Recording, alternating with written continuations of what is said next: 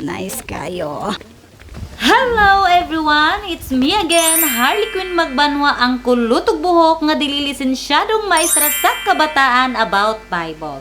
For today's video, ubani ko ninyo nga mo adto og magtudlo sa kabataan about Bible sa Kolofandi. So morning time nga namalit ko og pagkaon para pagkaugma mo adto mig Kolofandi.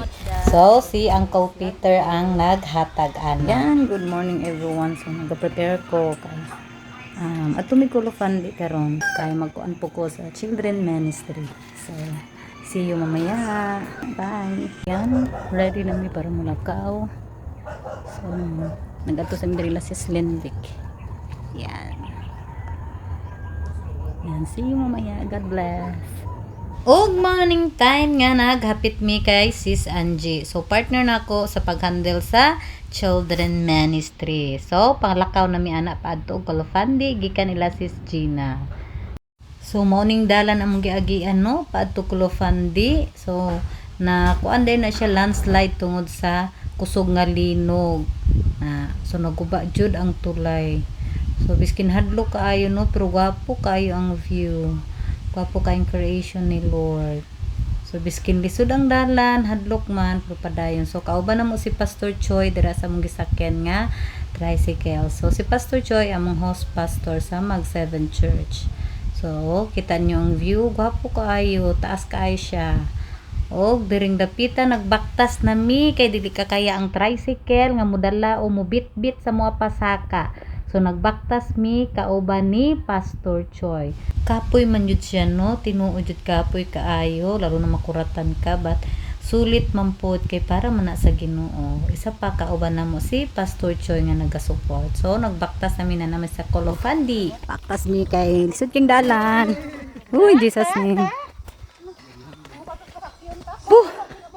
Exercise. Thank you, Lord. Sa kadugay na wala ko ka atubukin. So thank you, Lord, for this privilege. Nice kayo.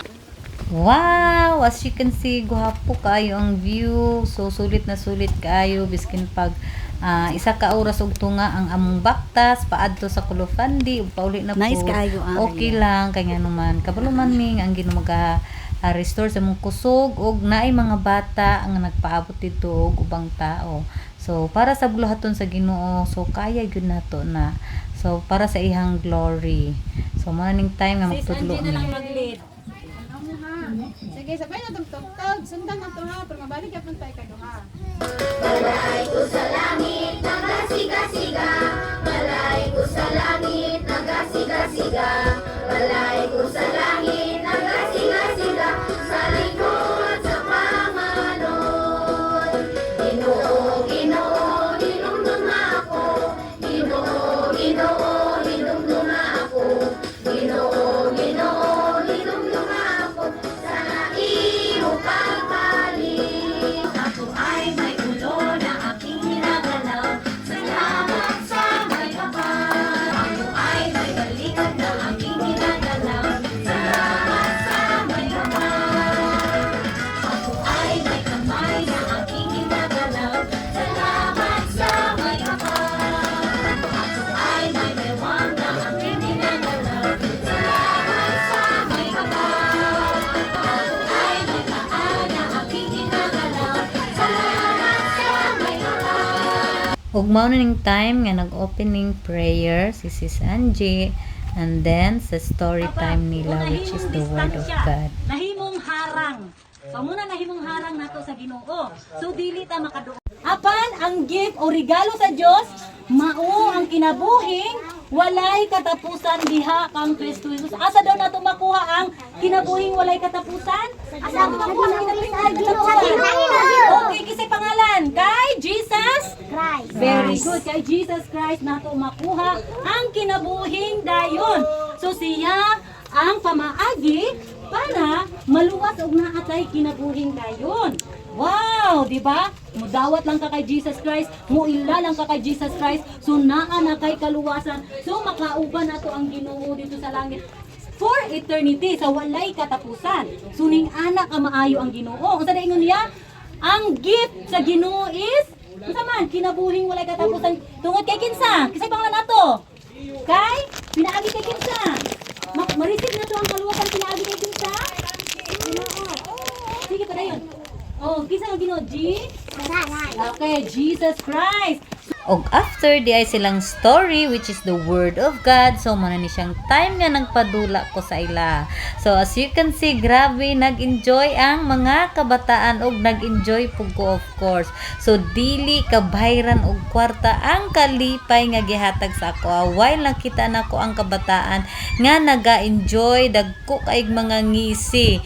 So kita niyong mga bata nga grabe kalipay. So mo po na ang ingon sa pulong sa Ginoo. Ang paborito kaayo nako nga verse dira sa Proverbs chapter 22 verse 6, train up a child in the way he should go, and when he is old he will not depart from it. So tanan nga ilang nadungog nga word of God, so dili na nila makalimtan. Og dili na ko kawangon sa pagpasalamat kay Pastor Choi for this great opportunity or privilege nga maka-join ani sa ilahang ministry diri sa Colofandi, kauban ni Sis Gina og Sis Angie og sa tanan nga naga adto diri sa Colofandi. Salamat nga giuban ko ninyo diring dapita og grabe jud ang akong kalipay. And also would like to say thank you Dad, Uncle Peter for supporting the children even for a small amount nga imong you gave is a big help to them. So thank you and God bless everyone. Hopefully nga nagustuhan ninyo akong video. If naaman may kakayanan to support children, why not? So daghan kay mga bata nga nagapaabot sa bukid. O kana lang, thank you and God bless everyone.